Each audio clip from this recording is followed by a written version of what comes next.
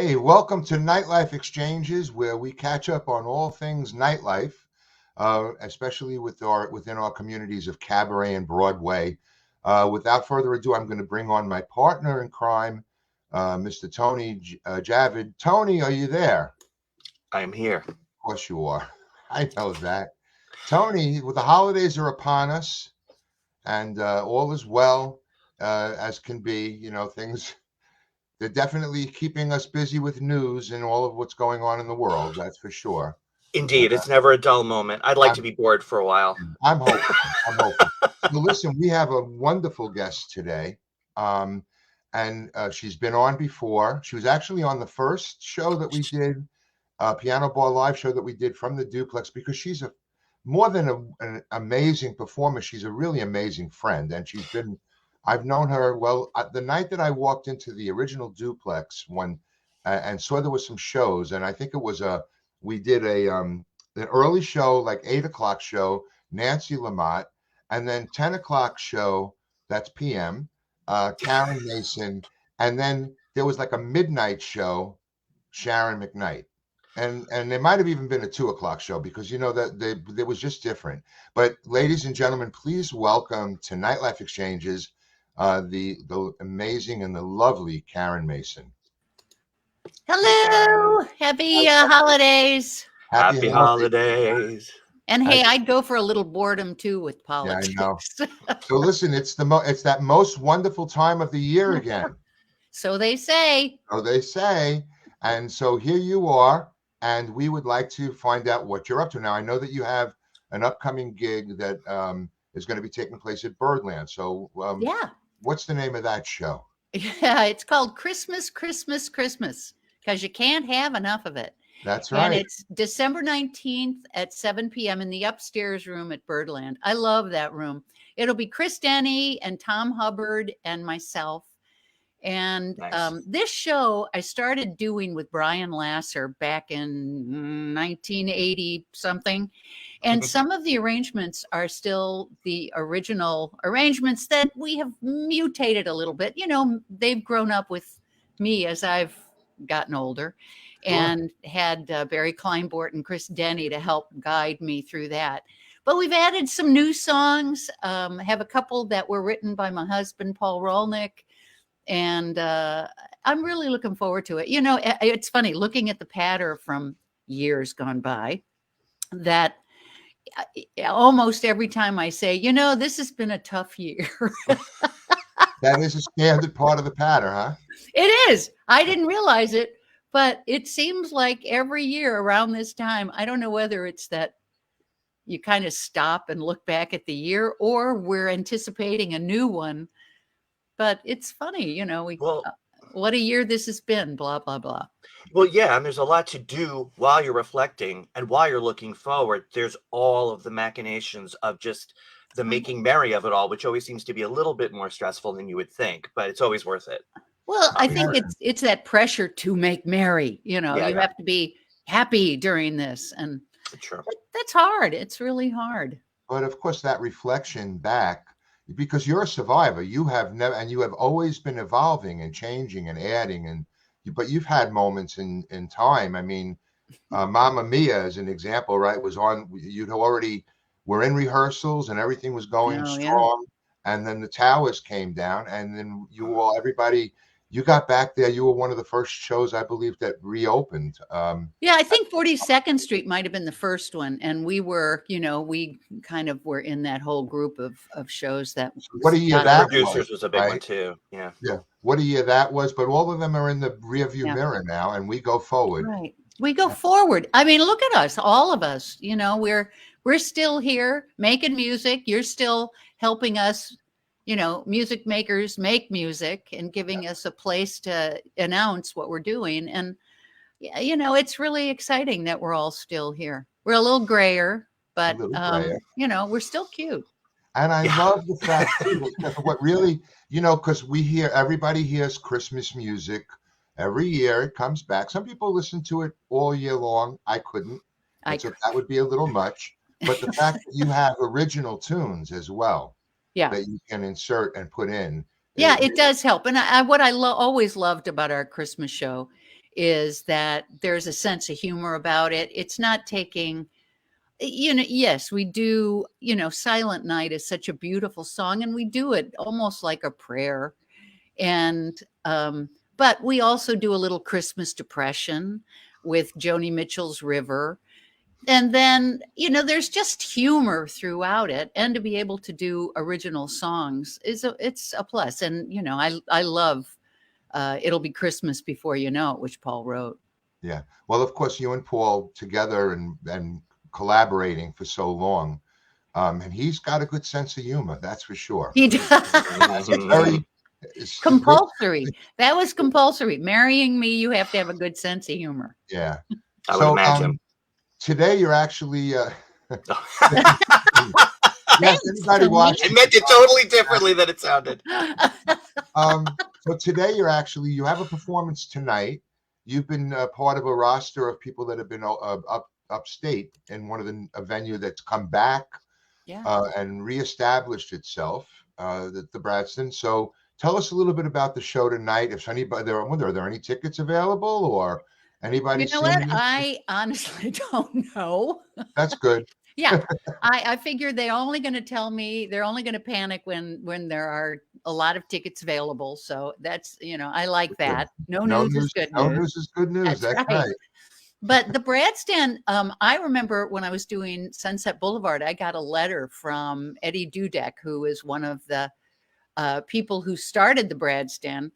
And he and Scott Samuelson sent me this note backstage saying they were starting this Nancy Lamont room and would I like to come and perform at it. It was like, well, sure. Sounds great. It was up in White Lake. Well, fast forward, they sold their property that the inn was on, that the cabaret was in, and started this new one. And this was the first year I opened it and closed the season. These guys have been so good to me. It's a beautiful, beautiful property. It's called the Eldred Preserve, the Bradston Boutique Hotel at the Eldred Preserve, which is a very long title. It's like a college thesis, yeah. I should get points for this. I should get another degree. Exactly. And but it's really beautiful. And they decided they wanted to do a cabaret series. I mean, how could you not want to be part of that when, it's hard to do a cabaret series. And yet these gentlemen always push to have it be part of whatever they're doing. And they are great. I mean, they had a long run with the original location, and they brought us so much talent up there. And there's an audience for it. And you don't have to even know how to get anywhere anymore. You just put it in your Waze or whatever you're going, and you're there. And it's a beautiful drive. And I know I was there many years ago, and I think we mentioned this before. They had a trout pond. I'm sure it's a little too cold today to go fishing, but you used to catch dinner. You'd catch the trout, and then they'd serve it to you later at that Eldred Preserve. No kidding. Now this goes way back. This is about 35 years ago. They've been I don't know if that happens now. That but location has been, that's a very venerated establishment up there. So that's fantastic that you've been a part of that. And people know that there's cabaret in other places, even in the cabaret in the Cats. Eldred, yes. Yeah. So Karen, we have we have caught up on so many things, and one of the things that we did last year, which I love doing this, by the way, Scott. This was just so much fun. It was such a highlight. The candlelight carol service last year meeting. Yes. Yeah, it's become a passion of mine. I'll tell everybody why. I was raised as a Jew. But I was raised in a house with my Catholic family because my father was a Roman Catholic Italian. So we had a mix of everything. The only time it ever became problematic was if we got our chocolate bunnies and Passover came at the same time, we had to wait until after Passover to eat the chocolate bunnies. Otherwise, it was a very nice mix. Families we celebrated everything. And my vision of what, when you say religion and spirituality, it's two different things. But when you say religion, a lot of people get put off because they think of religion as it has been. with all of the rules and the stipulations and the The hierarchy negatives. and the patriarchy also and all of that. The And institution. Yeah. Chelsea Community Church is a lay-led, non-denominational church. And what's happening there is it's people of all faiths coming together and creating a community, which I think a community of all different people from all different religions with all different experiences truly is the future of what religion and things that will lead us to spirituality and feeling more comfort and in just being around other people and talking and figuring things out. Like we're ever going to really know until the time comes, but nothing's wrong with that. So Yeah, being the whole love thy neighbor thing. Whoa. yeah. And it Amazing. really makes sense in the grand scheme of things because we are not living in small little communities separated now. We're all together. So Chelsea has always been an area where there's been it's always been a think tank and a place where things mixed and people mixed. And it is a bastion of liberalism, I know, as well. There's much of that because it's in the middle of the heart of New York City. So this church, which was established 48 years ago, is still operating and running. And every year we do a candlelight carol service. And Karen, last year, Karen, the I reading even have last the book year, right here. let's look at that. What you're going to be reading. This Yeah, demands a full screen moment. Here's the reveal. Like, and It's so beautiful, this story. it is, and it's because Mr. Moore was a member of founding family in Chelsea, Right. and actually donated money and the land for the church that's St. Peter's, which is on 20th Street in Chelsea, and had also helped set up the neighborhood and the grids and the structure that makes it such a beautiful neighborhood in New York. So we are this year. Last year you did it. You came in and you read in an empty church because we were dealing with COVID. Right. And this year you get to come in and we're planning. I think we're going to have a very nice turnout from the whole neighborhood and from the city. And I'm hoping that we can get, just have a really good feel in the place and really appreciate you doing it with us. Oh my God. Oh. I listen, it's such a beautiful church. And there's something very special about that church. When you walk into it, you do feel like part of a community as opposed to it's so kind of like, I think you used the word, it's like sterile. There's a sterility sometimes to churches. stodgy and and not connected to our lives.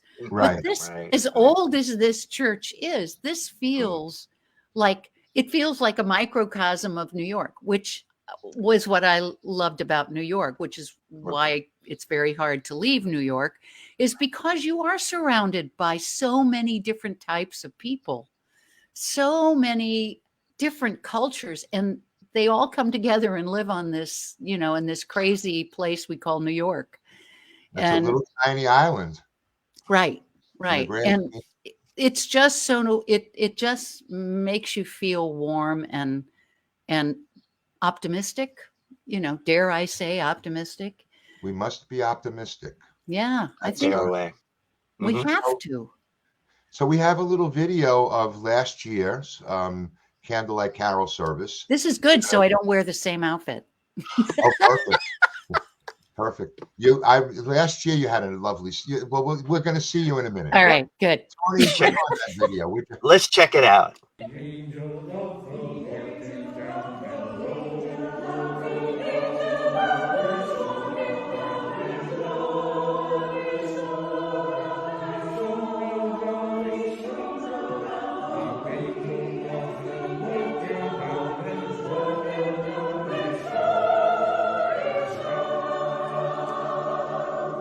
The angel of the Lord came down and rode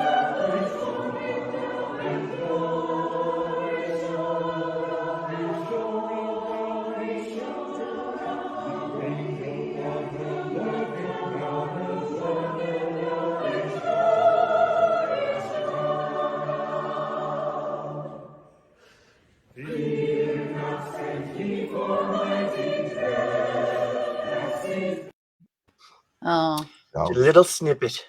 now you didn't get to see the choir last year no. when you were there because we were keeping everybody in separate compartments. But you know how it And was. singing with the masks on. I mean, Uh, what we all did to survive this is I know, but we did, we and did. we're really, and that's on.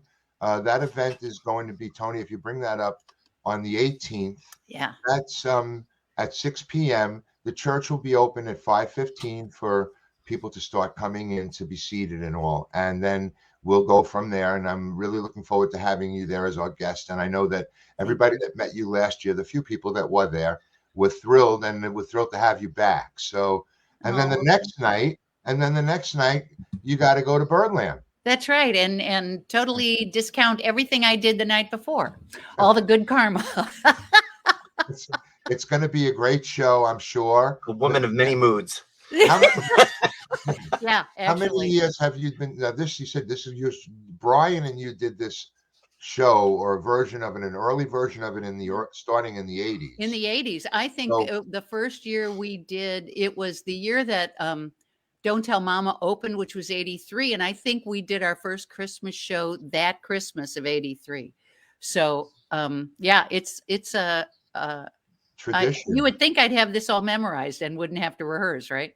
It's called tradition. It's called It's a part of tradition. tradition. And there are people who have come to every year, and I love that. No doubt. You know, Yeah. and It's a great way for everybody to get together and it is celebrate what we do and what we love. Cabaret, Broadway, right. that middle ground that we all like to be in.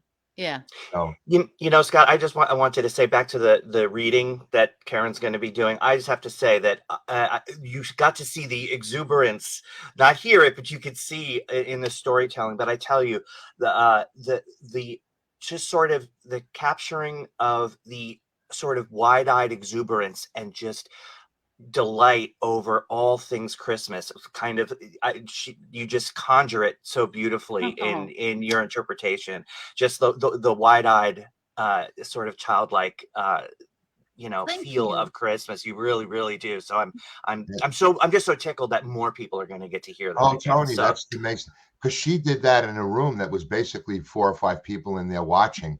But Yeah, now yeah. this year we're expecting to have a lot of and Oh, the it's most going to be wide, so cool. yeah, it's a oh, real treat. It's a wide-eyed real treat. kids, children that are going to be they some of them don't know the story because I know. you know you see all of the shows that Right. come on, Rudolph the Red-Nosed Reindeer and all of these other shows, but this is not necessarily in our lexicon of the every year. You'd really Not have as it was. effort of reading it to know, or reading it to the kids to know it, and that's what Karen's going to do again. Well, So and My isn't that great? nieces and nephews also got to watch, which, meant so much to me that, I don't get to see them all the Yeah. time. And there is, in Australia and Chicago and they Right. got to see it. And it's such a lovely gift. And I hope it becomes a tradition. I hope you don't get tired of me. no, never. No, and I'm glad that with the live streaming of it, that more and Yeah, more people get to visit the can't- church. Yeah, if you can't make it into the actual St. Peter's for the Chelsea Community Church candlelight carol service, it will be streaming, and all you have to do is go to the website, which is down there, and find out more information. One more time, we also want to say, let's get that post up there on the bottom for the gig at Birdland. Yay. Christmas. I'm going to try, Karen. I've got a lot going on at the holidays. I know you do. But- You got to keep those singers moving. Yep, Ellen Stardust Diner, and you're going to come in after you can come in anytime you want. You'll get. I would love to. After the show at Birdland, some night that week, I'd love to come in. You tell me when. It feels like the holidays in there so much. It's just amazing. So I guess we're good, and we're going to let you get whatever last minute packing you need to do, and Yeah. um, Pick up Chris Denny and head on up. yeah. And what is that about? It's only about an hour and 10 minutes. Well, somewhere between an hour and something and 2. I guess it depends on how you drive. Yeah, Well, someone's it's got to also let getting out of New York that takes Oh, half the trip. For Always. sure. Yeah. always. traffic times here are definitely. This is the time of the year. So Karen, I love you so much. Thank Thank you you, so much Scott. Same. I love you for too. And being a thank you friend so of all of much. And these years, Tony. really. I blame you sometimes for putting me in this mess to begin with, because it was one of those, it was like I said, that falling into the duplex all those years ago, seeing those lineups, seeing your shows there, experiencing all of those people, the friends that I made there, and the community that I came into, and I'm still there. But Yeah. never regret it. Actually, never regret it. Yeah. And thanks for staying, on Yeah, behalf of all of us and yeah, giving us a place to talk about what we do. Thank excellent. you. Both of So, you. Merry Christmas. Happy holidays. happy Merry holidays. Christmas, happy holidays. Yeah. All right, Tony. I guess Let's we're do ready it. to roll the credits. Till next time, everybody. Thanks for joining us. Bye.